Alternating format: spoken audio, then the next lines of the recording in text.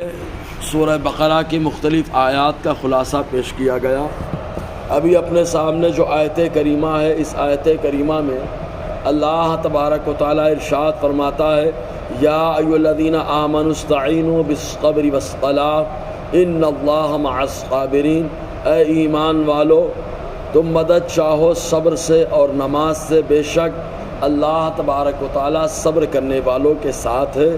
اللہ تبارک و تعالیٰ نے یہاں پر خطاب ایمان والوں سے فرمایا، یا ایھا الذین آمنوا۔ عام طور سے جب ایسی آیت جس میں خطاب ایمان والوں سے ہوتا ہے تو عام طور سے اس کا نزول ہجرت کے بعد ہوتا ہے، کیونکہ اس دور میں صحابہ کرام کی تعداد زیادہ ہو گئی تھی، اور جس میں یا ایھا الناس سے خطاب ہوتا ہے، اے لوگوں، تو عام طور سے وہ آیات اور وہ سورات عام طور سے وہ ہجرت سے پہلے کی ہے۔ تو اللہ تعالیٰ فرماتا، اے وہ لوگ جو ایمان لائے، استعینوا، مدد چاہو صبر سے اور نماز سے۔ حدیث پاک میں آیا، حضور صلی اللہ علیہ وسلم کے سامنے جب کوئی بڑا اہم معاملہ درپیش ہوتا تو حضور صلی اللہ علیہ وسلم نماز پڑھنے کے لیے کھڑے ہو جاتے۔ ایک مرتبہ ایک صحابی نے سوال بھی کیا، اے اللہ کے حبیب صلی اللہ علیہ وسلم، آپ نماز کے لیے کھڑے ہو جاتے، جو بھی کوئی معاملہ آتا ہے تو آپ ارشاد فرماتے، اللہ تعالیٰ تو خود کہتا ہے، استعینوا بالصبر والصلاۃ، صبر اور نماز سے مدد چاہو، اس لیے میں نماز پڑھنے کے لیے کھڑا ہو جاتا ہوں۔ اب اس میں اللہ تعالیٰ نے فرمایا صبر سے مدد چاہو، تو صبر سبھی جانتے ہیں، اس کا صبر کی 3 صورتیں پہلے بنتی ہے۔ وہ صورت، کیونکہ صبر کا لغوی معنی الامساک یعنی رکنا ہے، تو کن چیزوں پر رکنا؟ تو کہا گناہ سے رکنا، یہ بھی صبر کہلاتا ہے۔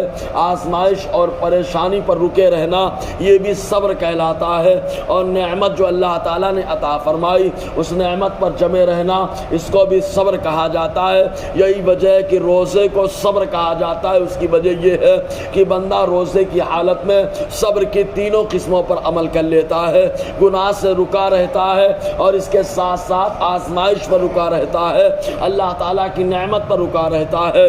تو صبر سے مدد چاہو، تو اس طریقے سے لفظی معنی کے اعتبار سے اور روزہ بھی اس میں شامل ہو جاتا ہے۔ اب صبر 2 طریقے سے اور ہوتا ہے، یا تو زبان سے صبر ہوتا ہے، یا آدمی کے بدن سے صبر ہوتا ہے۔ جس طریقے کا بھی صبر ہو، تو اللہ تبارک و تعالیٰ نے اپنے حبیب صلی اللہ علیہ وسلم سے صبر سے مدد چاہنے کا حکم عطا فرمایا، اور آگے فرمایا والصلاۃ، اور نماز سے مدد چاہو۔ کیوں؟ ان اللہ مع الصابرین، بے شک اللہ تبارک و تعالیٰ صبر کرنے والوں کے ساتھ ہے۔ صبر کا بڑا صلہ ہے۔ صبر یہ نہیں کہ ہم جیسے ہمارے یہاں کوئی آدمی کچھ بول دیا تو فوراً 2-4 جملے نواز دیے اور اس کے بعد بول دیے کہ ہم نے تو صبر کر لیا، اے اللہ تیری طرف معاملہ ہے۔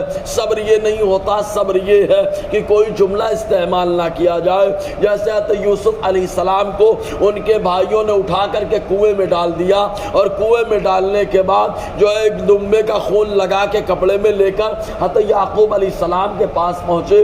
حضرت یعقوب علیہ السلام نے پوچھا کیا معاملہ ہے؟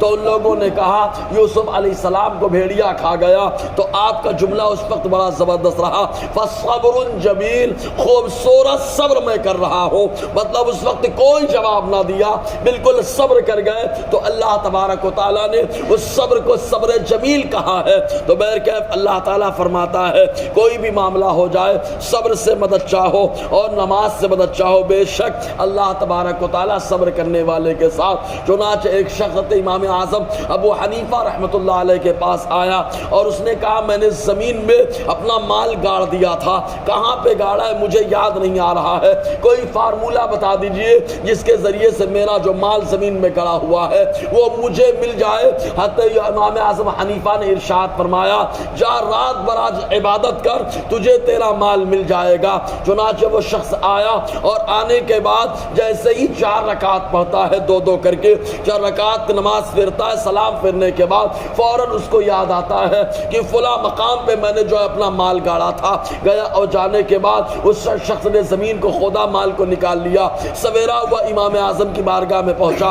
امام اعظم نے ارشاد فرمایا کہ تجھے جو ہے نماز کا حکم اسی لیے دیا تھا، اگر تو رات بھر عبادت کر لیتا تو اللہ تبارک و تعالیٰ کا مقرب بندہ ہو جاتا، اور شیطان کو یہ گوارا نہیں کہ کوئی بندہ اللہ کا مقرب ہو جائے، اس لیے اس نے شرارت کی اور تیرے دماغ میں یہ بات ڈال دی کہ فلاں مقام پر تیرا مال گڑا ہوا ہے۔ بہرکیف تو اللہ تبارک و تعالیٰ فرماتا ہے اے ایمان والو، پریشانی کوئی بھی آ جائے صبر سے مدد چاہو، نماز سے مدد چاہو، بے شک اللہ تبارک و تعالیٰ صبر کرنے والوں کے ساتھ ہے۔ اب صبر کی بات آئی ہے تو کبھی آدمی صبر کرتے کرتے دین کے لیے اپنے بچوں کو دینا، وقت کو دینا، مال کو دینا، بہت ساری چیزیں دینی پڑتی ہے، تو قربانی اور آزمائش کے وقت جو ہے صبر کا معاملہ ہوتا ہے۔ تو اسی تعلق سے آیت کریمہ انشاءاللہ گفتگو رہے گی۔ اللہ تعالی ہم سب کو فیضان قرآن، برکات قرآن سے مالا مال فرمائے۔